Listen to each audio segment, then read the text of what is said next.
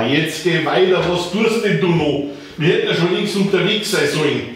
Jetzt sind wir wieder zu spät. Ich hab noch keine Handtaschen und ich weiß nicht, was ich für eine nehmen soll. Schau mal her, die da, die passt farblich überhaupt nicht zu Hosen. Und die zwei, die beißen sie mit der Blusen. Keine Ahnung, was meinst denn du?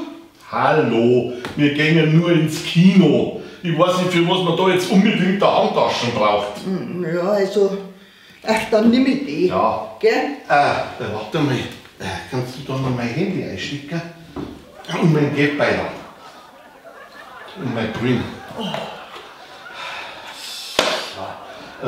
Hast du noch Taschentücher dabei? Klar. Also, für was brauche ich jetzt hier Handtaschen? Ha? Jetzt geh weiter. Ja.